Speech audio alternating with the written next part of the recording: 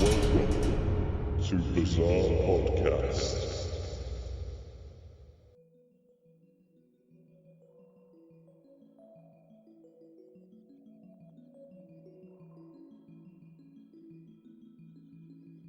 Today, we'll be discussing giants. But not the fee-fi-fo-fum kind. No, today we will be covering the possibility that giants may have actually existed. Now, we definitely know that some human beings are born with giantism. This is caused by adenoma. This is a tumour of the pituitary gland. Giantism occurs in people who had an excess of the growth hormone in childhood. According to the Guinness World Records, the tallest man ever to be recorded was a Mr. Robert Wadlow. Robert Wadlow was last measured on June the 27th, 1940. He was 2.72 metres, or 8 foot 11.1 inches tall, and he still remains the tallest person in the world. Unfortunately, 18 days after his measurement, Robert Wadlow passed away. Now, when I think of people with giantism, I can't help but think of Andrei René Roussimoff, or you may know him by his show name, Andre the Giant. Born in 1946 in Grenoble, in France, Andre was born with giantism and put his magnificent size to good use and became a wrestler. His size was a massive 7 foot 4 inches and weighed 500 pounds. He was probably best known for his part in the WWF wrestling, now known as WWE.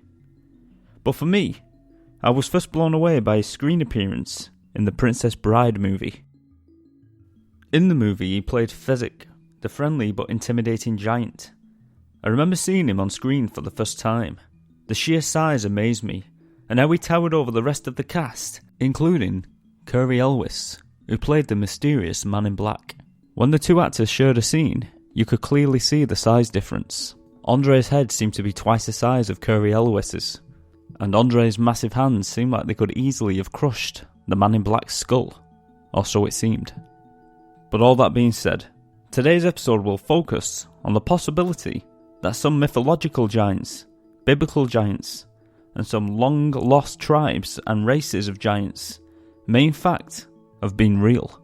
First giant, who comes from one of the most famous giant stories ever told, and I don't mean the one featuring the beanstalk, although stay tuned because that one will be mentioned later on in the episode. I mean Goliath, from the biblical story, David and Goliath.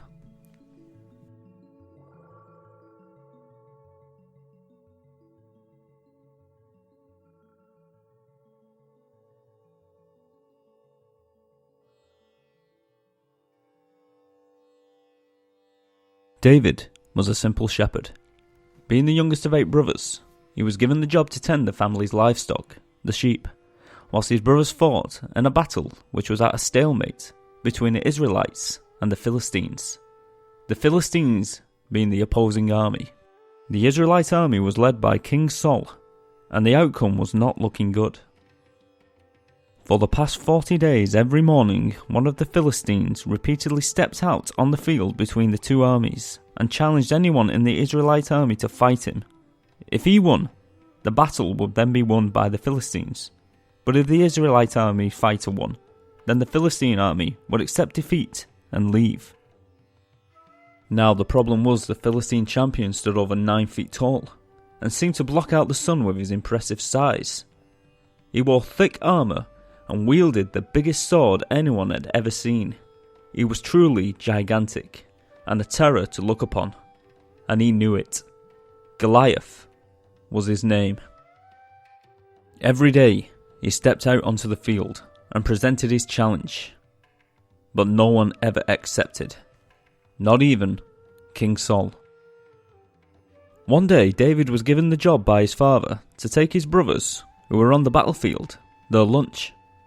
When David arrived, David was mocked, as usual, for not being a fighter, and was told to go and tend his flock. As he was leaving, he noticed the huge Philistine, Goliath, step into the field and begin to challenge the Israelites to a single combat fight. David could see how intimidated the Israelites were, as Goliath towered over them like a mountain. David didn't like this, and to everyone's amazement, he accepted the challenge. Goliath looked down in amazement at the small shepherd boy and began to laugh at the boy's small stature and weak appearance. Goliath wanted to fight a more worthy opponent, but nevertheless, he accepted the challenge. Meanwhile, David's brothers were furious that he had doomed them all, and the king was also not impressed. But David believed he had the power of God on his side, and he managed to persuade the king that with God's help, he couldn't lose.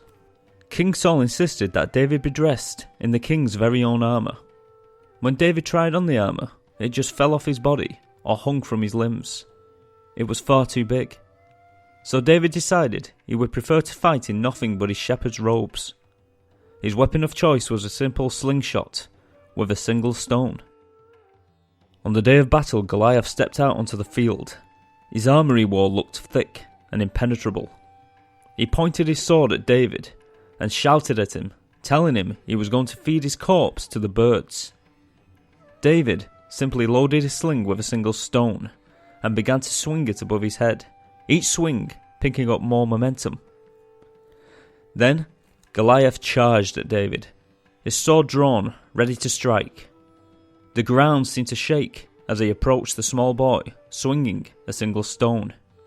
As Goliath drew closer, David released the sling, sending it flying through the air with a bone-cracking sound when it collided with Goliath's forehead. The giant crashed to the ground with immense force as the armies gazed in disbelief. David walked over and lifted Goliath's massive sword over his head and brought it down in a single swing, separating Goliath's head from his body, and the Philistines retreated in fear. And just like that, David had won the war for the Israelites, and eventually would become king himself. And there you have it, there's the story of David and Goliath. Now many believe that this part of the Bible is pure myth, but there are a few that believe the opposite, that Goliath did indeed exist. After all, there is a lot of evidence that King David was real, so why not Goliath? An archaeological dig in Israel may hold a relevant clue to the history and existence of the giant Goliath. A small ceramic shard has been discovered at Tel Asafi, the site of the biblical city Gath of the Philistines. This is one of the 5 Philistine city-states. The shard holds one of the earliest ever Philistine inscriptions ever discovered. The inscription mentions 2 names, which are both amazingly similar to the name Goliath, and the icing on the cake is that the city of Gath is said to be Goliath's hometown. This evidence is remarkable, but admittedly, the chance that this is the same Goliath as in the story is slim. And the name Goliath was a very popular name around the time that the shard was dated back to, some 50 years after the story of David and Goliath was said to have taken place. Although many do believe that this is exceptional evidence, that maybe Goliath was more than myth. There is more evidence on the possible existence of Goliath, although I must admit it is few and far between. Ancient Philistine burial grounds have also been unearthed, giving light on the culture of the Philistines. Artifacts and many other trinkets were also found that one day may shed a bit more light on the subject. There is another theory, that 2 miles from where the fight supposedly took place, there is an 80-foot overgrown mound of earth that some believe may be the final resting place of Goliath. Although the mound has never been inspected, so at the moment it's nothing more but speculation. Although it is important to note that these burial mounds have been found all around the world, with reputable sources saying that giant remains were found in them. Although, as you will see in this episode as we progress, a lot of the evidence and the remains that people have said to have seen with their own eyes does seem, for some reason, to just disappear from all public records, never to be seen again.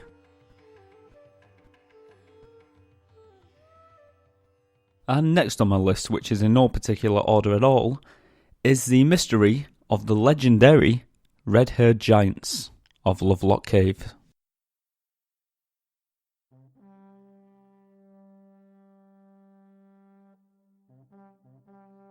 There is a cave in North America, a bat cave you could say, although it's not the one where Batman parks his car. No, this cave has had many different names. Sunset Guano Cave, Horseshoe Cave, but the name you're most likely to be familiar with is Lovelock Cave. The cave is about 150 feet long and 35 feet wide, and is said to have housed an ancient race of red-haired giants. The cave has been used to gather bat droppings, since 1911, and since that time, many archaeological artifacts have been discovered, including 11 duck decoy models. These model ducks were made out of a grass-like herb, and was then painted and feathered. Also, many animal traps were found.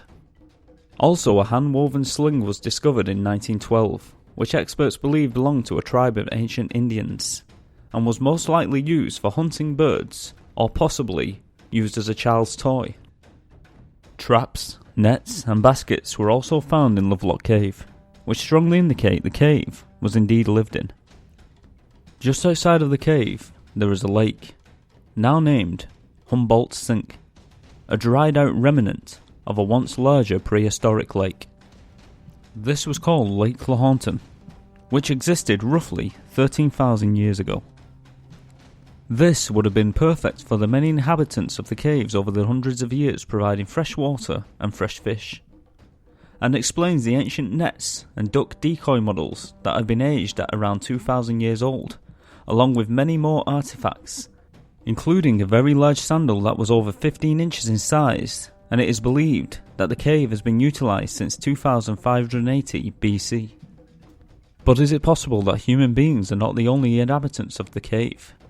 Is it possible there was a time when giants may have lived in the cave, and all evidence has been lost from history, or taken away? According to a tribe of Native Americans named the Paiutes, and I think I pronounced that correctly, forgive me if I didn't. According to this tribe, there was once a race of red-haired giants that did indeed live in Lovelock Cave, and this has all been documented by Sarah Winnemucca Hopkins, who was the daughter of the Paiutes Indian chief. It was all written down in 1882 in her book Life Among the Paiutes, The Wrongs and Claims. In her book, she describes the so-called giants to have been vicious, unfriendly, and had a cannibalistic nature. According to her story, the tribe of Indians chased down the last of the remaining tribe of the red-haired giants into Lovelock Cave. The Indians demanded that the giants come out and fight, but the giants refused. The Indians proceeded to shoot arrows into the cave, then started a fire at the entrance. The smoke drove out a few of the giants, which were shot dead with arrows, whilst the others simply burned to death inside the cave. Over time, the entrance was said to have collapsed, and its only inhabitants were the bats. Sarah claims that her story is factual, and it was all passed on down generation and generation of her family. As mentioned before, since the initial mining for guano in 1911, many more digs took place in the following years. In 1924, a dig was completed on the cave, and in 1929, a report was published. Approximately 10,000 artifacts were found. These include some items I previously mentioned: tools, baskets, and weapons, and of course the duck decoys, which are said to be the oldest known in the world. And 60 average height mummies were unearthed. That's average height mummies. And whilst this is a very, very impressive find, they're not giant. So, what documentation do we have of giant fossils actually being found in Lovelock Cave? Well, apparently there was another report that claimed the remains of the red-haired giants were found during the initial dig. There were reports of 2 red-haired giants that were found. One a male, over 8 feet tall, and the other female, 6.5 feet tall. However, no evidence such as documentation, or more importantly, the remains of the red-haired giants, no longer exist. That is, if they ever did.